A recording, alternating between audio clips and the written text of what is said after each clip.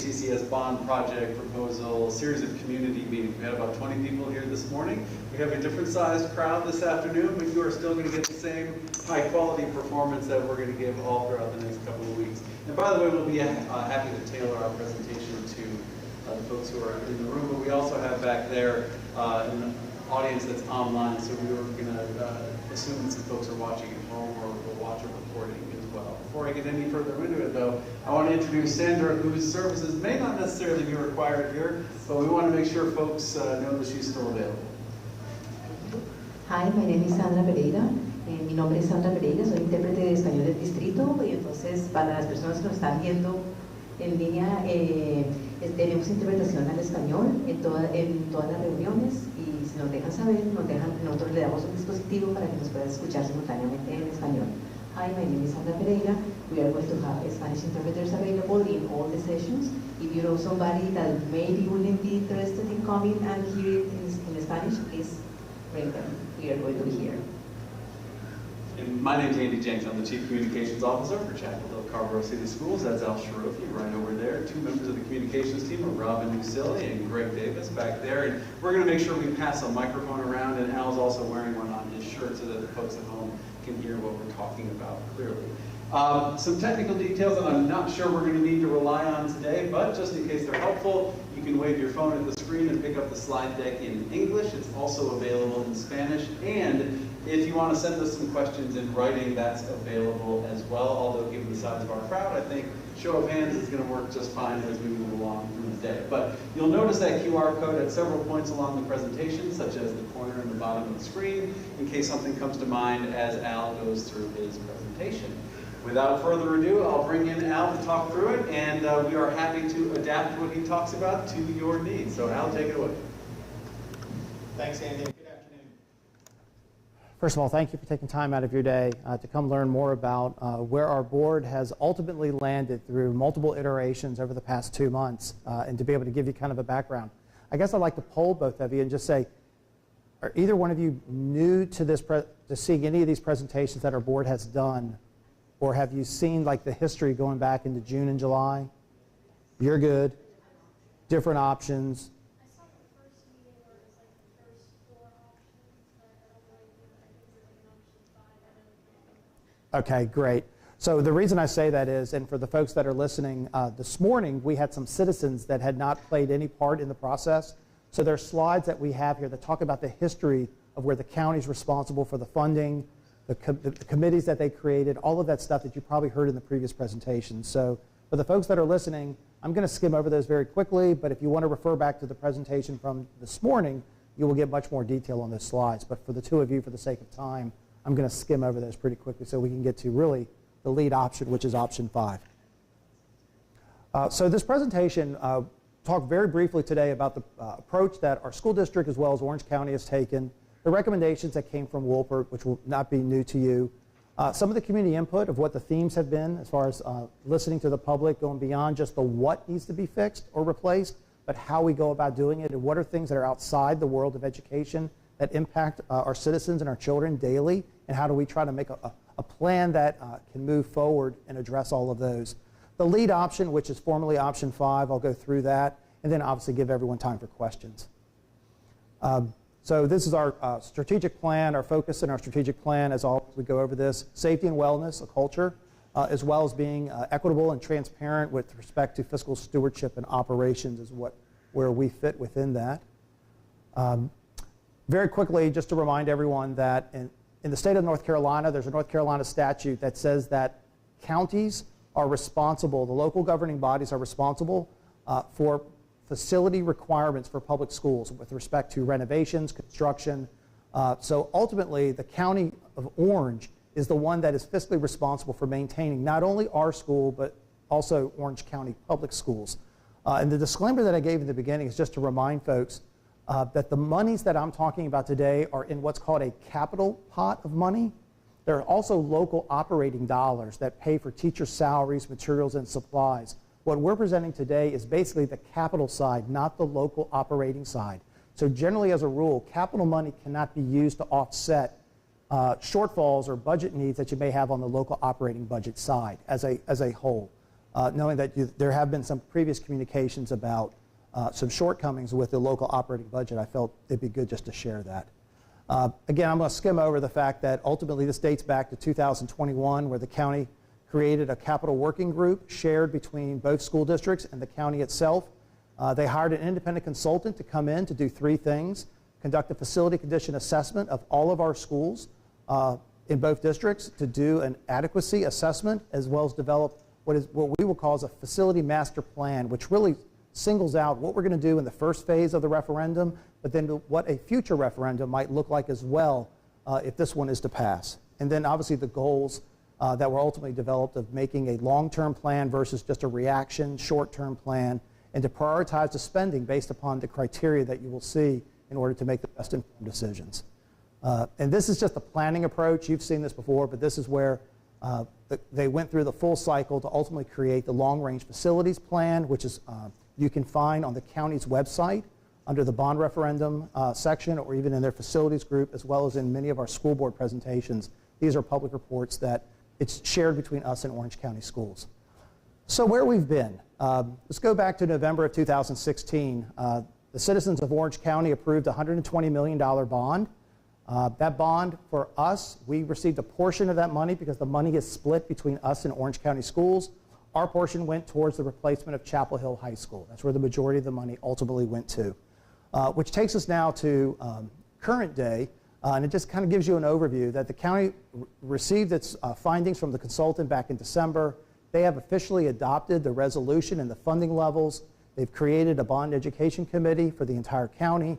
And then ultimately, our board will be approving its amended plan, because there was a plan that was previously approved to get the ball rolling for the county. But now that we're putting in our community input and values, board will be tentatively at the August 15th board meeting approving what you're going to see today, which is the lead option, option 5.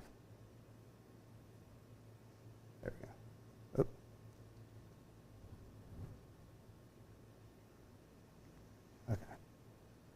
Okay, so this is the piece that you've seen. I'm not going to go through this, but these are the core of what we looked at as far as going into a bond referendum, the questions that we asked. The big one I want to note is the biggest challenge that we have that's unique to us, that's not as unique to Orange County, is the limitation of available land for replacements. Most of our schools, the topography is very challenging, meaning the various levels from an ADA accessibility standpoint, it's challenging at best on many of our campuses. But the availability of land, and given the fact that most of our schools were built in the 50s and 60s, those buildings, they just didn't purchase enough land to be able to build schools adjacent to them while they're occupied. Some do, but some you just physically can't. And ultimately down the road, the district will have to develop alternatives, though, and we have solutions that are at least viable, though we have not finalized how we're going to go about doing it. We don't have that limitation, but there are some schools down the road that we will have to be challenged as a community to address. The guardrails, this is something that if you start at the beginning of the process back in June, we did not have these, but Orange County basically told us, since they are responsible for the funding, that there are 4 areas that they want us to focus on. That is, we have to remain consistent with the consultant's plan. We cannot add a project that was not identified in the consultant's plan in the future unless we have substantial justification in order to do that. They are telling us that we need to replace old facilities with new, primarily because of the educational adequacy improvements they want us to make. Meaning a lot of our older schools, the classes are sized very small in comparison to modern day instructional standards. And they believe that rather than just renovating a building and not taking the walls down and resizing them, that our buildings are at an age, knowing they're 50 years plus, that we just need to replace those and not, as I would say, put Band-Aids on a building by just renovating it when the bones need to be replaced as well. And then at the same time, making sure that knowing that the means are not as high as the need, that we need to address the high priority maintenance for all the other schools that are not part of this lead option. That they have major work that needs to be done over the years so that they can have equitable facilities when it comes to the daily operation. And this plan does address that. Again, totality, out of a $300 million bond, we are slated tentatively to receive about just under $188 million worth for new schools. The $93 million that you see here, that is funding that will be provided to the district over the next 10 years that will come from other sources such as PAYGO, lottery, annual capital, and deferred maintenance monies.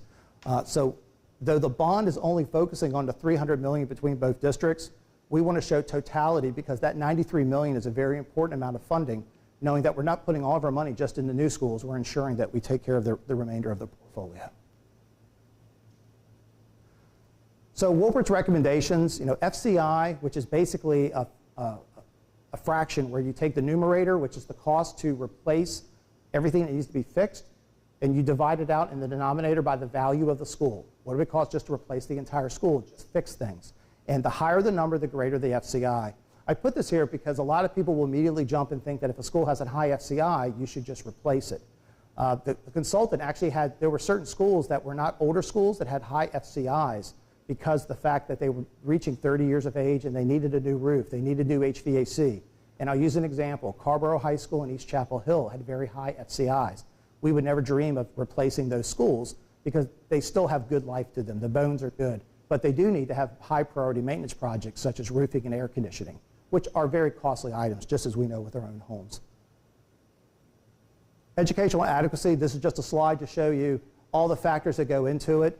For us, the primary score that we received was because our rooms, in many cases, for the instructional content that was taught, they were undersized. The one positive that I always put with this, we scored very high learning tools, meaning they went into all of our classrooms and they looked at the resources that we had inside of our rooms, the teaching materials, the technology. And the consultant basically said, we scored very well in comparison to many other districts in our nation. And you'll see on a chart where we're up in the 80s with all of those. But when it came to the actual space types, size and meeting the instructional needs, this is where we had tremendous areas of growth. Again, this is the slide that just shows you that FCI is only one factor for decision making. There's multiple things that fall into this because this is how you make the what, how do you make it palatable in order to be able to move forward. This is the chart that you would have seen in the past, but it just talks about the primary areas that our consultant looked at, shows you the age of the building, and then goes through the FCI, the utilization, the space types that are required versus not required, and then the learning tools. The thing that I'd like just to note is our oldest school is actually not on here. Glenwood Elementary is our oldest school. The original portion of the building is the oldest, but there have been multiple additions added. The reason it's not on here is that a substantial amount of money has been invested in that school. So if you just took a rule of just replacing your oldest schools first, you might not be best directing the resources where they need to go if you had invested money into it. However, Glenwood is on the to-come replacement plan. So the next referendum after this one, they're right there on the top of the list with some other schools. So it's not that the school's good forever, but it's good for another 10 to 12 years easily, based upon the consultant's determination. Community input, that's part of what we're doing here today, but the resounding themes that we've received thus far, this is a graphic that I created back in early June, and it really hasn't changed as far as just everyone recognizes the need to replace and maintain our buildings. The community wants to be included on how that plan can be done. That's part of the community and the culture here, the Chapel Hill Carborough community. It's a very active community, which we embrace. Maintain school walkability and minimize disruption to the greatest extent possible when it's possible. And if you've gone through all the iterations, you've seen where, though we landed on the same schools that were identified by Wolpert, how we go about it has been modified. So that how piece, and that still could continue to change. No one's going to say that it's solid. But today, it's really about our board having to determine which of the schools that they're going to tell the county that they want to replace first with every intent so that it can be put out to ballot in November. And then obviously to assess the impact on any racial or ethnic groups, just to ensure that we are doing this in an appropriate fashion throughout the process. Facilities is one thing, but how you go about when ultimately redistricting may have to occur, because if you build a school, it has more capacity, you're going to want to add students to that school. That's where impact on racial and ethnic groups can really come into play, and extensive community involvement beyond what we've even done here with the bond projects. All right, so here's the lead option, which is previously known as option 5. So this will be the last time you see option 5. And in future presentations, it's going to be the option that the board. But we do that for people who have been following so they understand, knowing the board picked up a little different terminology at the last meeting. Again, our approach is no different. We want to address any operational efficiencies through the replacement of existing schools, but we want to make sure, knowing that right now there's only 3 schools that are going to be replaced. That's what we can afford given the funding that the county is providing to us have been prioritized. But we also have the remaining schools that need to have the work. So it's got to be dual, and we can't do one without the other. It would be very irresponsible to take that total amount of money, put it all into new schools, and leave nothing for the remaining schools for the next 10 years. It would not be appropriate. So here's the lead option. These are in no order. I say that because the disclaimer, before the processes, we showed orders, and we showed how you might be able to do it as a possibility. So I don't want you to think that Carborough's first, SEC second. It's really, these are the schools that the board has prioritized. And again, this has not changed throughout the process. But we also want to just remind people that the high priority maintenance, it does include Culbreth and Phillips, because ultimately the consultant was recommending replacing Culbreth. And the original plan did not have us replacing Estes Hills. And so what we've done is we've modified and gone back to the core to replace Estes Hills.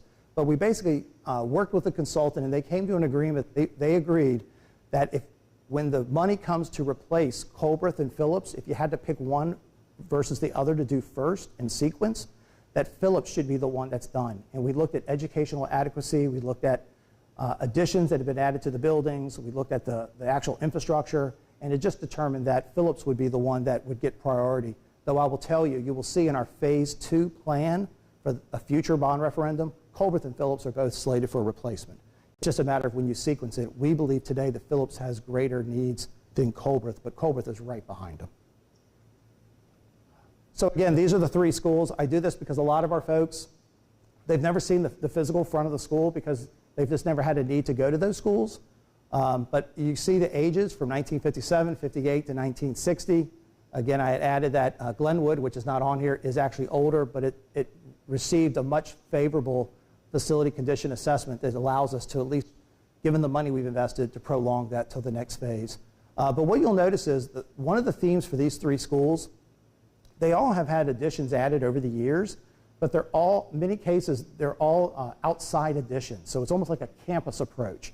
So when you look at that campus approach, our goal would be to build a school that is totally enclosed in one building versus having these iterations. But all of these schools have adjacent buildings that are beside them where children have to walk outside to get to other portions of the facility in many cases. But it's one that was the style back in the late 50s and 60s. It was an open concept. It was very popular. Land was cheaper at that time. So if you were able to buy land and buy more land, you built out versus building up. And that's just a decision. A lot of school districts are in this boat. But most of our schools, our newer schools, are all enclosed, but the older ones are the ones that are similar to these.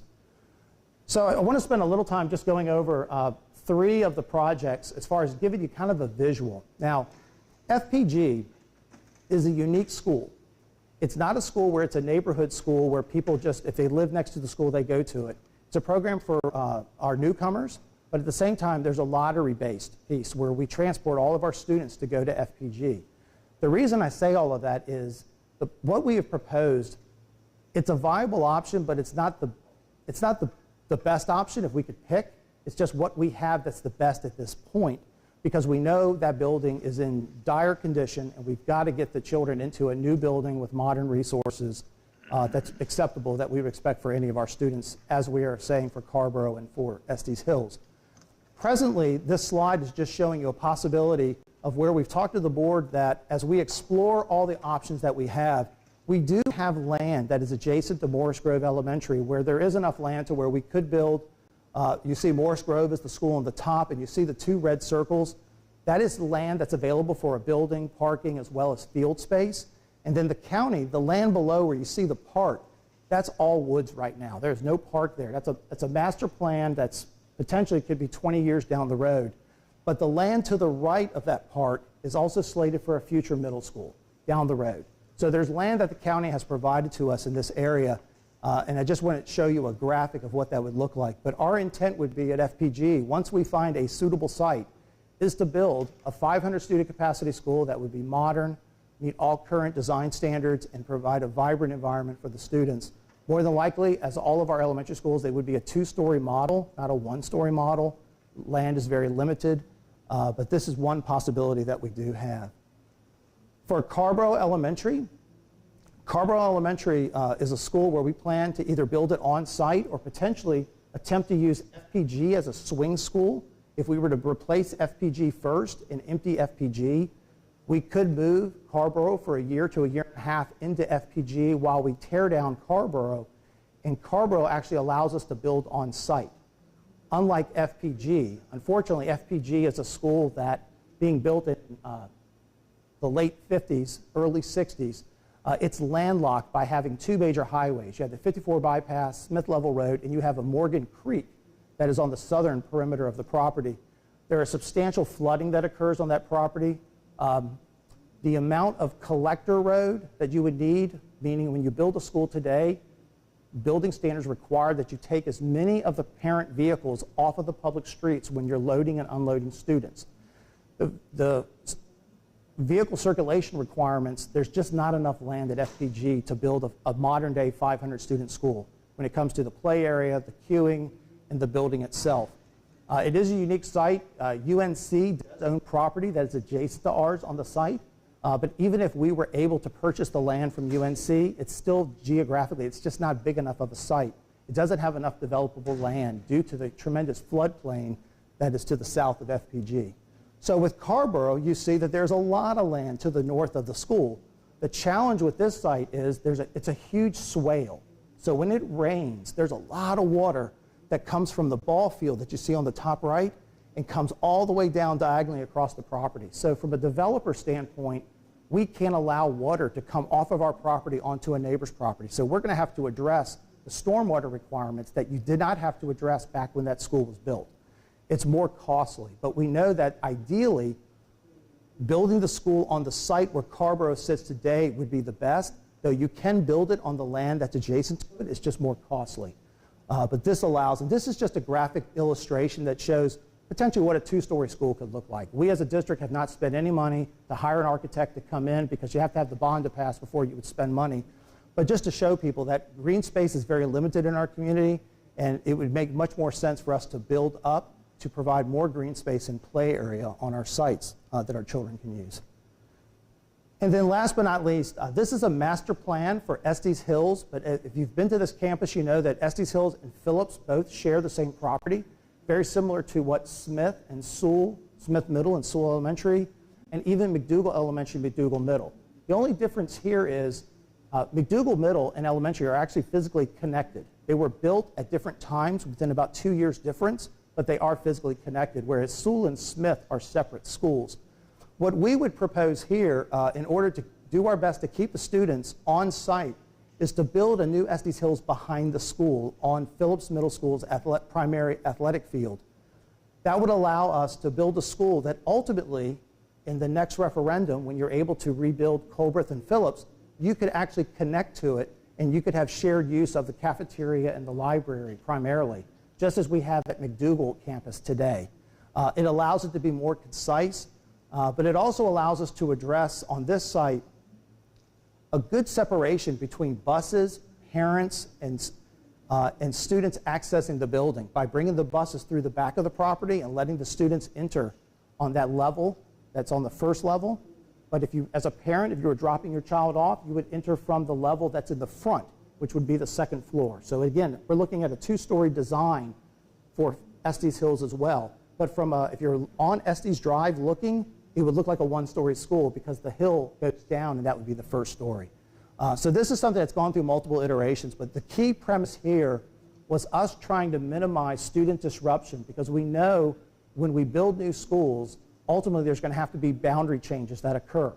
And when you do that, we would rather, if you have to do a boundary change, we would rather do that one time versus 2 to 3 times. So if we're able to address the building of this school while keeping the students there, we don't have to move them twice. We only have to move them once. And that would be not only for this school, but for all of our schools, because when we right-size our schools to balance them, it would require boundary changes across the board. And that would be to come in the future if you're able to successfully build these schools. But the biggest thing here is if you've ever been to this school, the athletic field at Phillips is the topography, it's much lower. So if you're a child that has limited physical abilities, it's very challenging to get back to that field for PE, for daily activities, let alone any type of competitive events. In this master plan, it would put the football field, football/soccer/ any competitive use, it would put it on the left side, and the topography on the left side is equal to the topography along Estes Drop. So it would be a matter to be very flat and be very accessible, whereas now children who need to access, who have limited ability, we have to put them in some type of a golf cart or a vehicle to transport them down. So again, when the school was built, that was not taken into consideration, but with today's standards, we have to take all of that accessibility into consideration. So last but not least, knowing that Colbreth and Phillips had been talked about, our board's going to have to just give emphasis that they are reiterating that for these two schools, that the high priority maintenance that the consultant recognized, that the board is acknowledging that until those schools are replaced, we're going to do the work that the consultant recognized. As well as all of our schools. These are the categories that our consultant looked at: the roofing, the fire life safety, mechanical, which is heating and cooling primarily, as well as the electrical service in our schools.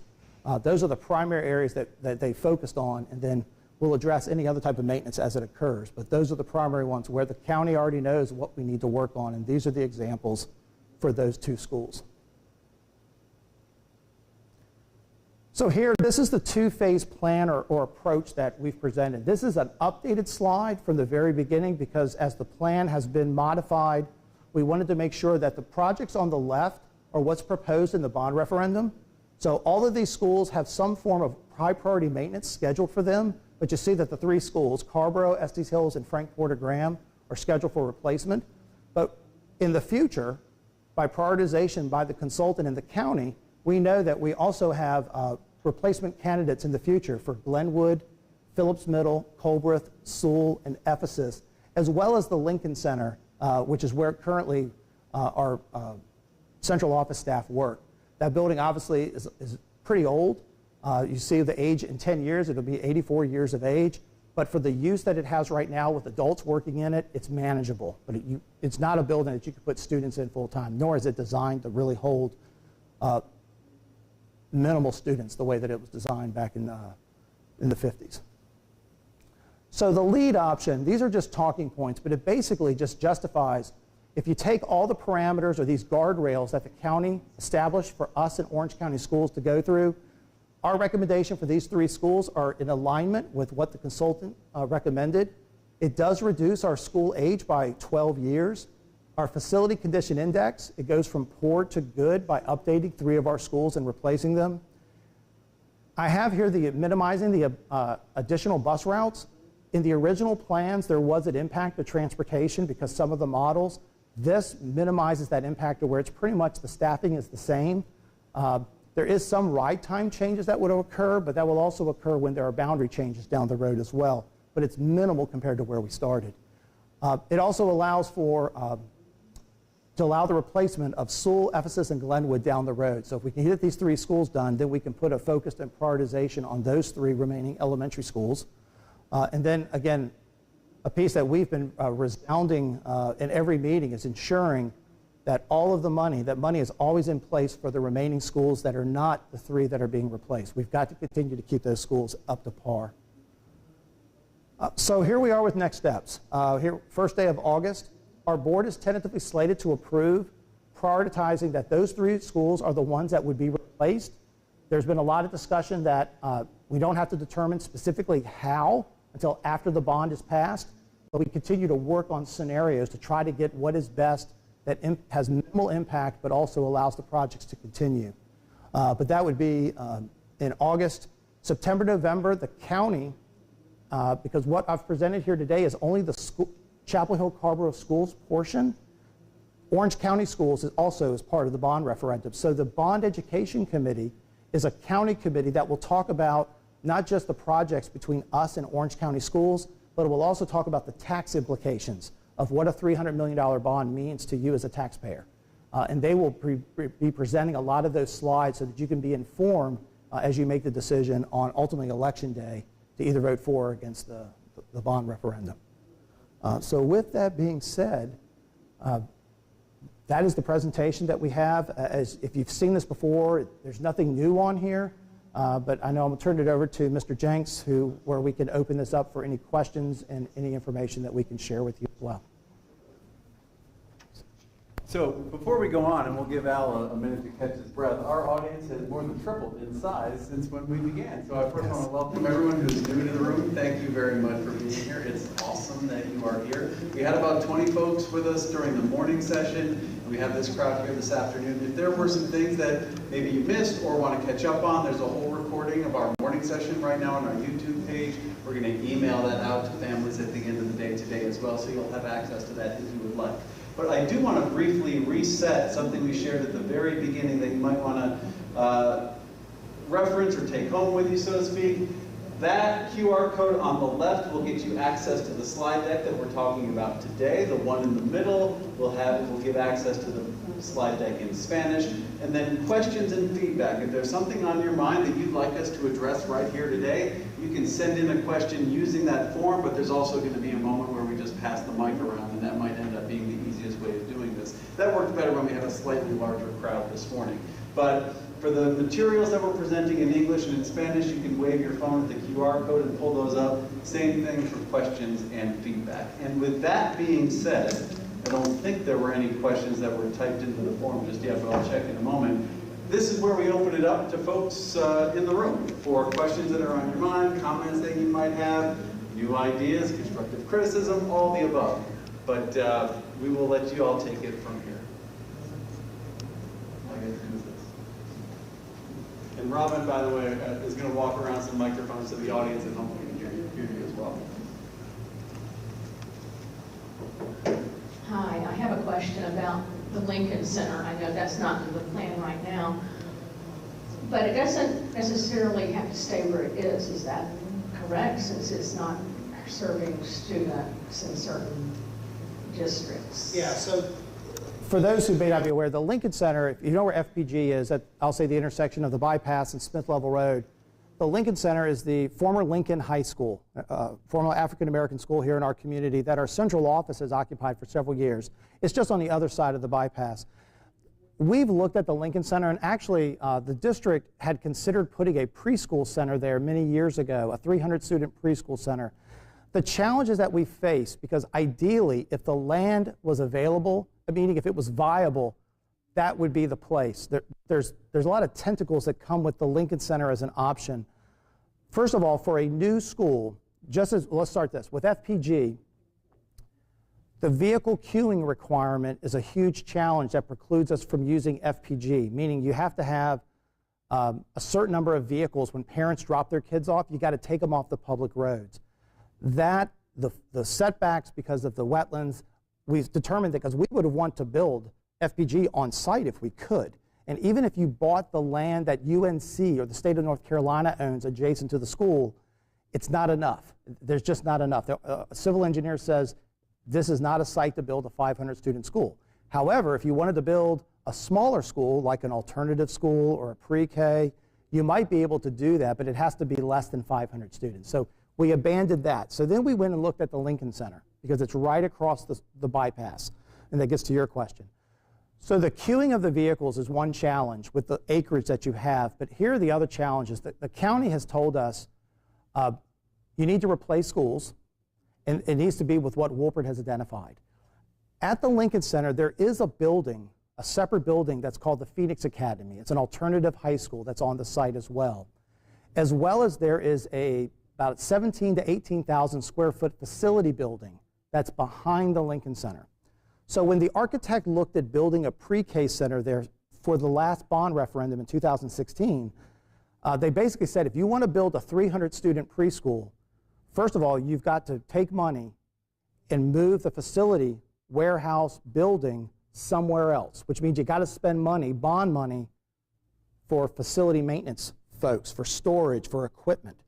The second piece is they said once you move the warehouse, which is behind the school, and when I meet with the FPG community, I will actually have a slide that you can see and visualize this.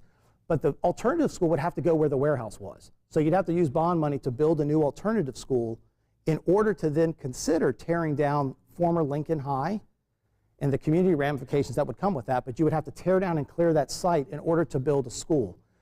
The architect and the engineer tells us that even with that, 500 students, the queuing, not happening, meaning a Merritt Mill Road would have tremendous traffic backup. And so it's limited us to where that would have been the ideal location if you couldn't build at FPG. It's just not a viable option. And it's a good problem because the program has 500 students at FPG. It'd be great if it had less students, but it's a strong program and it fills a school. And 500 students are the largest elementary schools that we have today.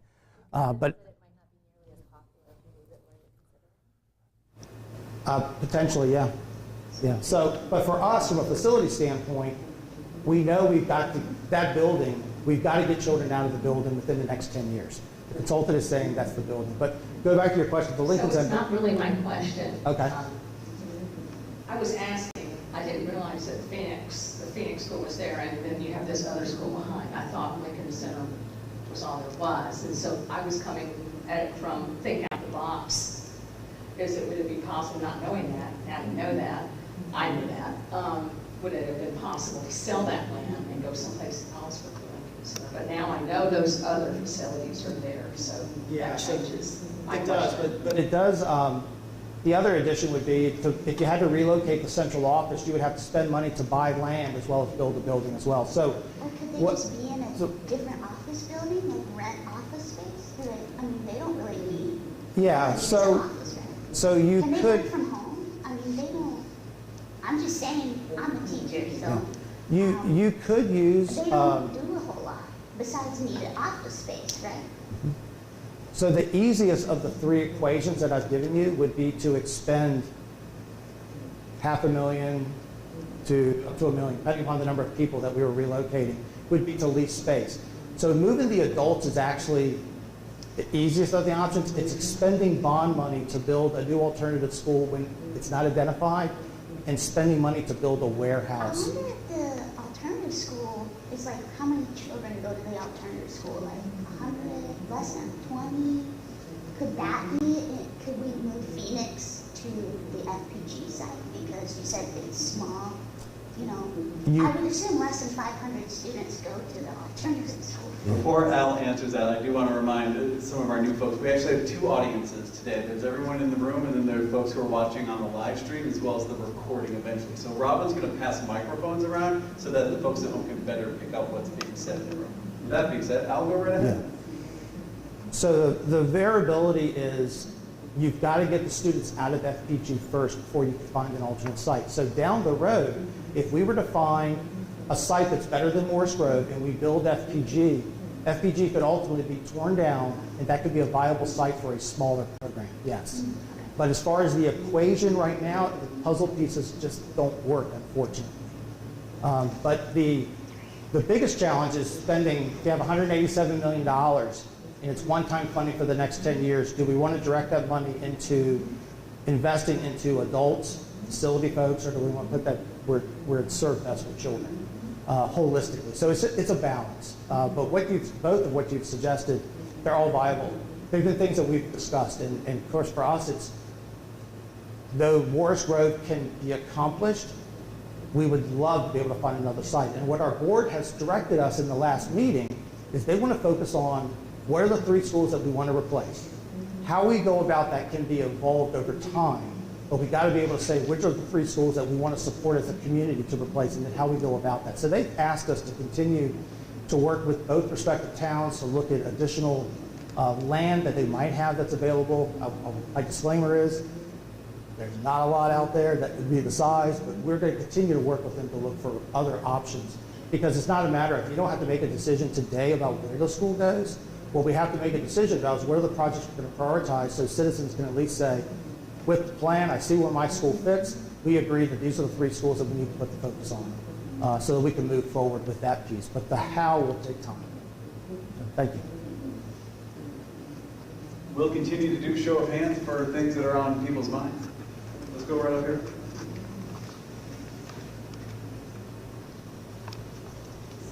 It looked like Estes Hills was like very under-enrolled, and so that's going to be replaced with the, I mean, like, is the thought around like also districting, moving kids around, and then also like long-term plans? It sounds like you're replacing all the elementary schools, but a lot of them look really under-enrolled. So is there not any more discussion around potentially closing one, or? so there, In the long term, there is. I mean, one of the things that the consultant determined is that our middle and high schools are at capacity.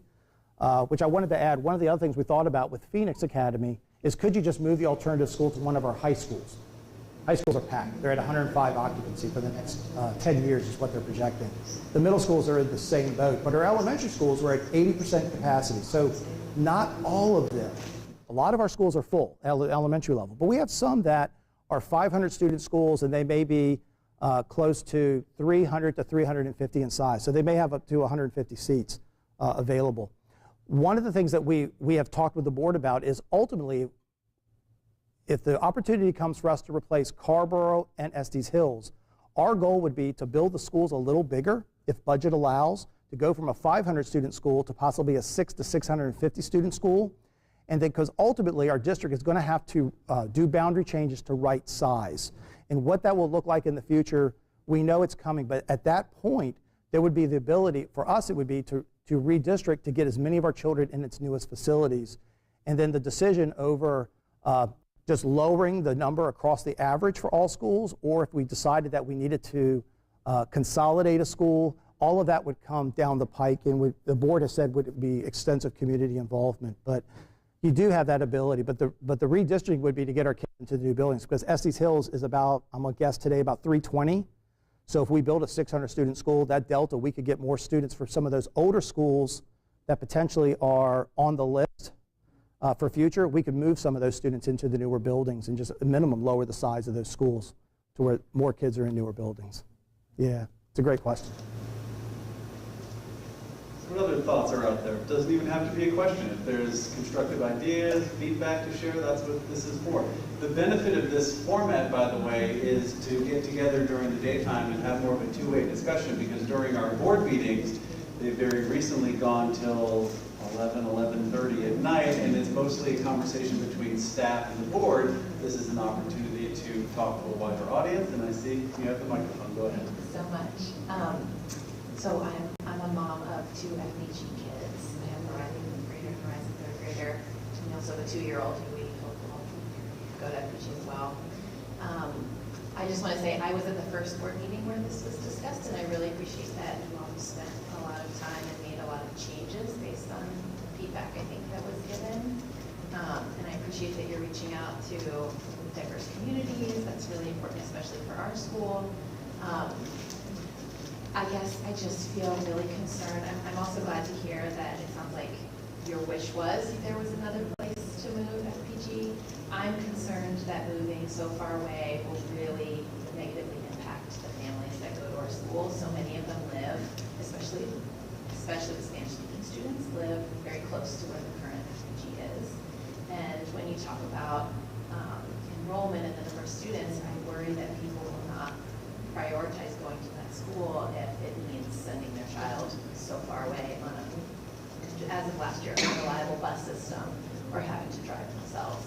So I guess I would just really encourage more consideration of what we could do about that. If it means, I don't know, even building, I don't know what the capacity would be allowed on the current FPG lot or the Lincoln Center lot if there's no other spaces, but if it's a bit smaller but not much smaller, and you have other schools that aren't fully occupied, perhaps just increasing slightly the size, or I don't know.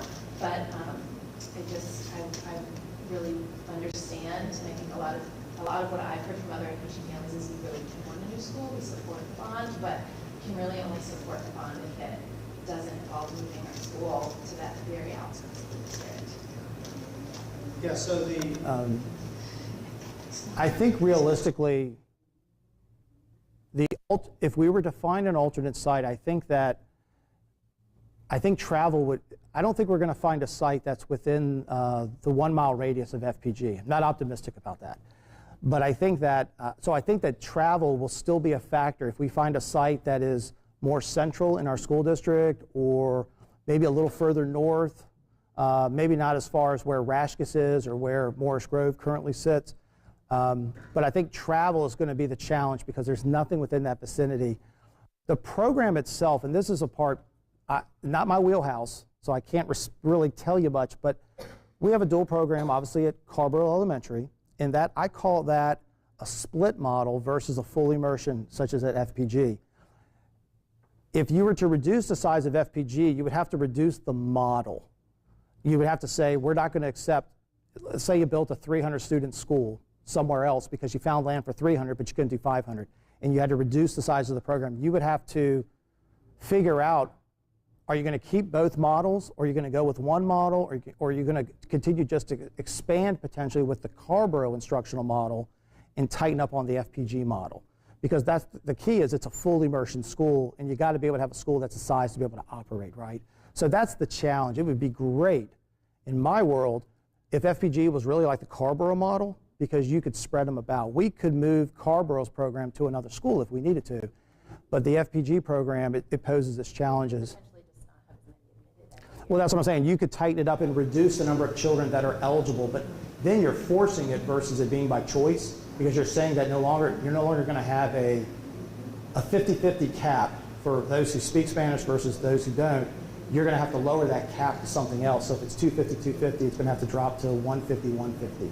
So that would immediately reduce the number of people, though it may increase maybe some at Carborough, I don't know. But that's an instructional decision that has to be made, and I think some of that has come out in the meetings where the board, what has come about is, with FPG specifically, is even if we can't resolve it immediately and the bond passes to replace FPG, it doesn't mean that it has to go first.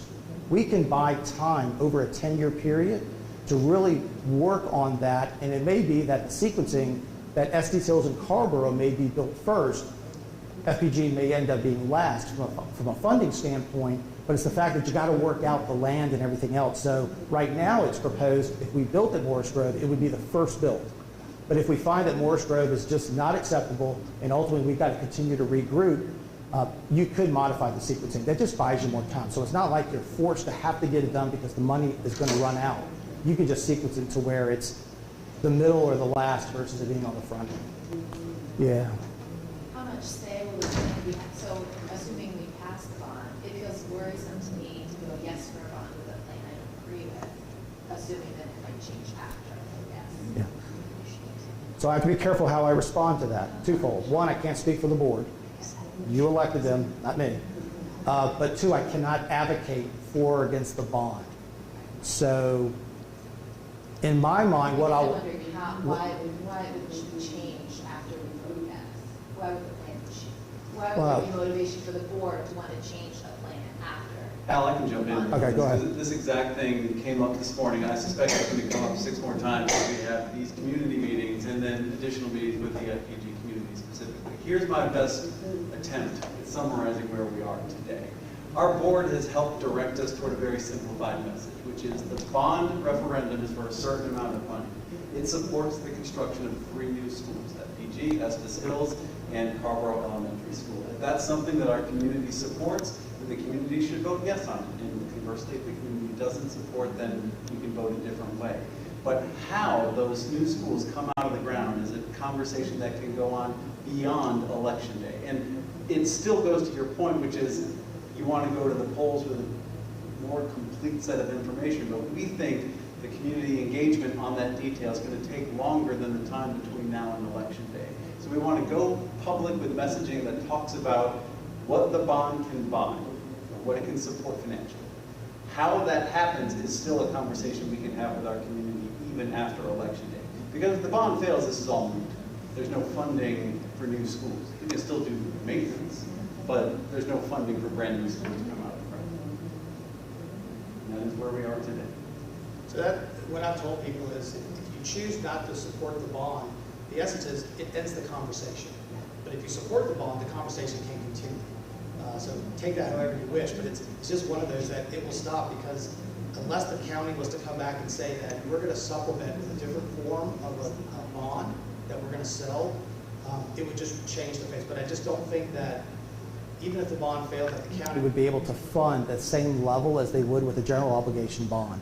So it would just change the conversation totally. So that's what I tell people. And at the same time, the bond is not just for us, it's for Orange County as a whole. So what goes for us goes for Orange County schools as well. They benefit or stand out to benefit if the bond is successful or not. It goes either way. Thank you. We'll go here and then we'll go there next. Yeah.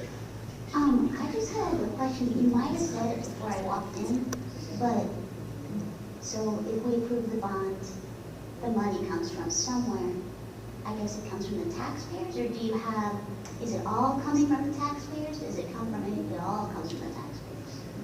Where do we find more information? Like you said, there was going to be a meeting later about how this would affect the taxpayers. When is that meeting? Yeah, so ultimately, The county, and I think you could go on to their website now, and they have slides that will show you what is the impact for the bond referendum question itself, what is the tax impact for citizens for just the bonds that they sell currently, and it shows you the increase if you have a $100,000 home, and I think they go up to $1.5 million. They show what is that tax increase for you. But in public education, you have state funds and you have local funds when it comes to the monies that pay teachers and staff. When it comes to construction, the North Carolina statute, and this would have been the very beginning, North Carolina statute says the counties are 100% responsible for upkeep of maintenance and construction of buildings. The state is not obligated to provide money to fund the construction of schools. They have, for needs-based districts that are very low in income, they have incentives for them to help them. We generally, as a county, don't benefit from that because of our tax base, but it's all on the county. So all of the money for capital would come from its citizens, and it's through the sale of debt. So just like if you were to buy a home, a $100,000 home, and you had a mortgage for $100,000, they're creating a mortgage that's going to be paid out over 20 to 30 years for up to $300 million that the citizens are going to vote on. And when they vote on it, then that locks in that the county is on the hook to pay up to that amount as a mortgage payment. They can't get out of it. They can't change their mind. Now, they can slow down the spending, but once they spend it, they are obligated to pay it based upon statute, and that's why it's taken to the citizens. But it's all citizen-based. So those meetings that they're going to have, that's where they will show you if this is only a $300 million bond, that might only increase just under 4 cents for your valuation of your home. But they'll show you the cost and how much that would be over time. And they've got good slides for that. But that's not our lane either. But I just wanted people to know, because some people have come to our meetings and information sessions. They're citizens who do not have children in our schools, but they are taxpayers. And they're really concerned about what's that impact for them, as well as everyone would be, right? But yeah. Understanding that this is all in flux, just what is the board's goal for timing of voting on the plan, and then also what is the expected or the goal for actually starting construction for this whole process? yeah, so Right now, the board gave us direction at the last meeting that they're looking at the option that I presented, to put a priority on replacing those 3 schools, and for those to be the plan to go forward for the referendum. And again, Mr. Jenks had said the how, that can all be worked out. The timing of that, and I'll just use a scenario, School A, the bond passes, the construction money, based upon what I've seen from the county, is that the construction money would be available, or the funding would be available as early as July 1st of 2025.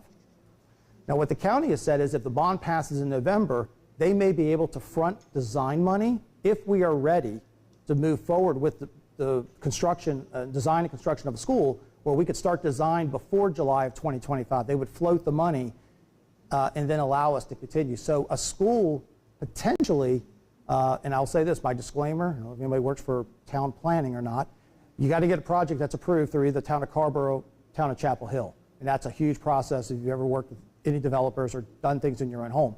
There's things you have to do. So if you're able to streamline that, you could design a school within a year and put it out for construction.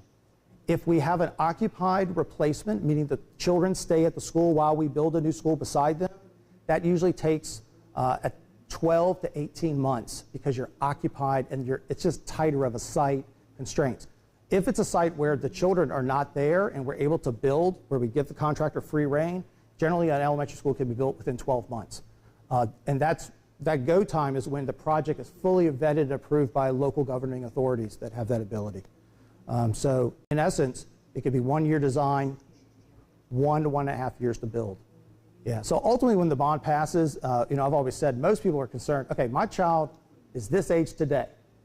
Once the county gives us the sequencing, where will my child be in 2029? Where will my child be in 2035? So that you can see where in this process your children may ultimately be impacted by that. The Phillips example, where we talk about Phillips and Estes Hills, knowing that you're going to have to impact the competitive field during the construction, the Estes Hills parents, they may not see the new school, but they'll be impacted by not having the competitive field for that duration until Phillips is rebuilt. So everybody wants to see that, but until we get the bond passing and the county gives us the funding, we ultimately will create that, because that's what I'd want to know. So I can only give you like bands of time. The sequencing, though, could be over 10 years, though what I will say is we want to build as quickly as possible, because we all know construction costs go up. There's only one time the construction costs went down, and that was in 2008 in the recession.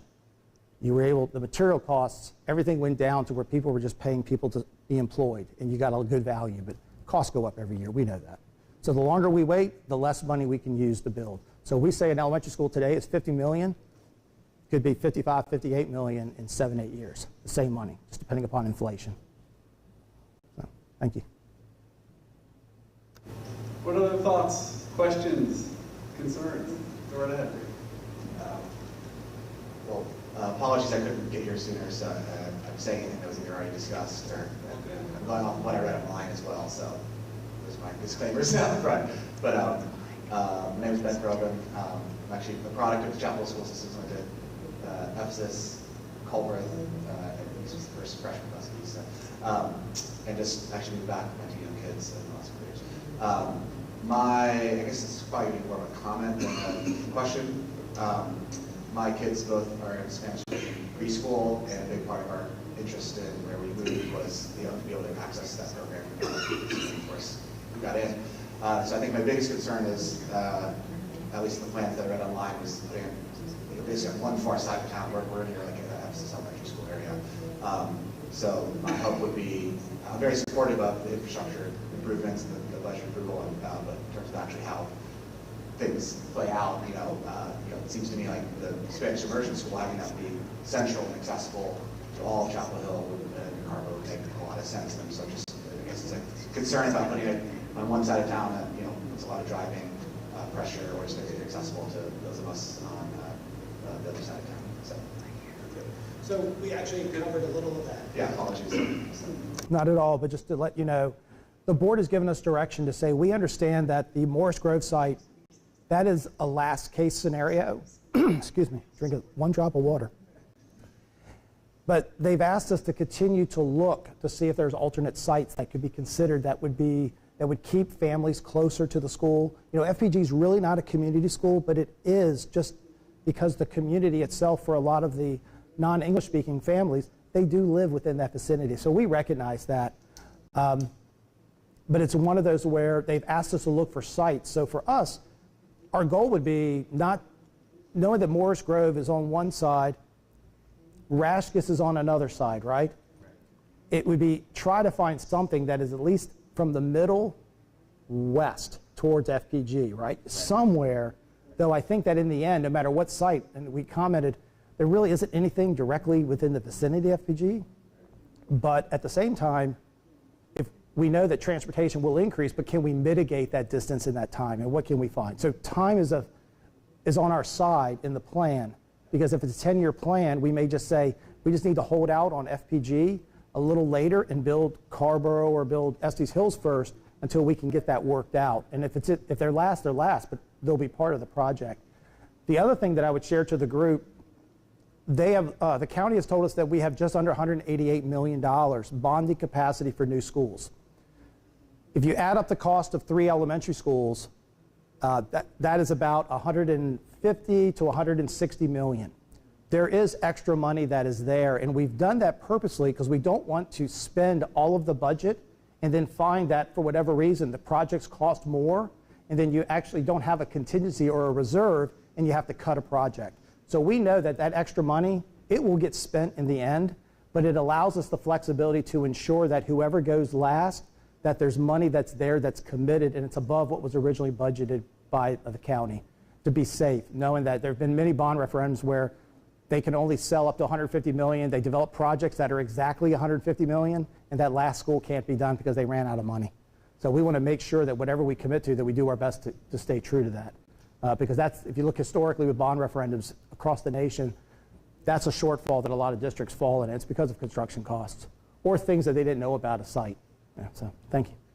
I'll add that our most recent board meeting was 2 weeks ago today on the 18th of July. One of the outcomes, and our board could not have been more clear on this, this was that we as a district needed to do more to meet directly with the FPG community, to hear from FPG families, to understand, maybe to introduce this topic for the very first time, but also to get a better sense of what is palatable, what is acceptable, what's not acceptable to the FPG community in the scenario of the new building being built elsewhere in Chapel Hill or Carrboro. And so one example of that is shaping up to be next Thursday evening, August 8th, at the school. I suspect it won't be the only opportunity that we'll have, particularly because this is still technically in the middle of summer. So I think when families come back and get more into school mode in late August, September, and October, there will be more opportunities. Again, not necessarily to reach a final decision because we think we can go past Election Day on that, but to get people, when they're in school mode, when they're here in town, when they're interested in hearing what we have to say, I think that can gain some momentum when we're all back to school. That's great. Well, I appreciate you guys taking that into consideration. Yeah, no, thank you very much, and I'll pass that along to our board too. I just Right back have over a here. real quick follow-up question. Yeah. Because you mentioned twice about the timing of it all and possibly push back the FPG so they could reevaluate their plan plans. Are there other options for where you would move the Carrboro Elementary kids while you redo their school? Because I also read and understand that it's maybe use FPG as a state school. So Yeah, so do that. So what we're investigating is, and that's a contingent that would help with timing, because we're working with engineers to see, could we build Carrboro on site while the children remain? And what impact the cost, knowing I kind of talked about that swale, what is the cost of that, and is that worth? Because if you're able to make that project an independent project and not dependent upon FPG, it allows you to continue to move forward to try to get the construction done while the market bears you being able to do it. So it would help. If we find that we cannot build Carrboro, then that would be a dependent project where FPG would have to be done before Carrboro could be done. And it would warrant it where FPG might be done first. It would be, say, Estes Hills, FPG, then Carrboro, so that Carrboro could use it as a swing space. But when we put the plan out, we did that as a fail-safe, just to ensure that we have something we know with confidence we can do, but as the bond passes and we can then start expending money to do more engineering and more analysis, we can really fine-tune that. So ideally, the goal would be if we could build like we're doing at Estes Hills, if we can do that at Carrboro, that would be an option we want to at least for the board to consider, because it does help move the projects forward. Good question. What other questions, thoughts, concerns, new ideas, proposals? While you're thinking of anything else that might be on your mind, I'm going to point out what's next. So we're doing 6 of these community meetings. I don't suspect that they'll be the only 6. On the left is where we are right now today. There are 4 more next week. Each of these meetings will cover the same material. 2 sessions next Wednesday at the Southern Human Services Center, followed by 2 more sessions at our central office, the Lincoln Center building. Both sessions, or both days, I should say, have sessions from 10 to 11:30, and then 2 to 3:30. Additional opportunities for folks to come in, have more of a dialogue with us, and develop a deeper understanding of these topics before our next Board of Education meeting, which is 2 weeks from today, Thursday, August 15th. Our board has given us some indications that they'd like to finalize our proposal, but again, that just not binds us, I think that defines the scope of our proposals to being the 3 schools that come out of the ground, as well as the priority maintenance at Culbreth, Phillips, and other schools where that becomes necessary over the course of time. For more information, you can still visit us on the website, chccs.org/schoolbond, and once we wrap up today, we'll be sending out a communication to all staff and all families, summarizing what was discussed here today, making sure folks have access to the materials that we shared, as well as the recordings of both sessions that we did today. And on that note, I will open it back up to any other thoughts or questions that may be on the minds of the folks who are here with us in the room. Let's go right over here.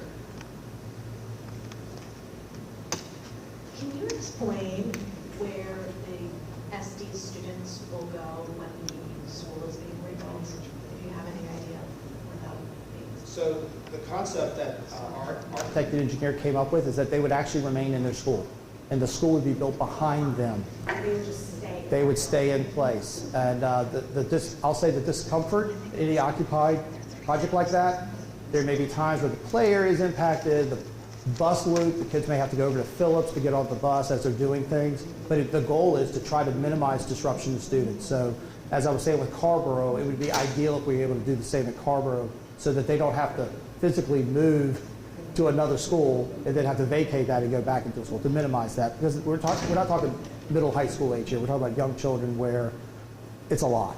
Change is very difficult for younger age children. We recognize that, but they would stay. That's the idea. Yeah. Any other closing thoughts, comments, or questions?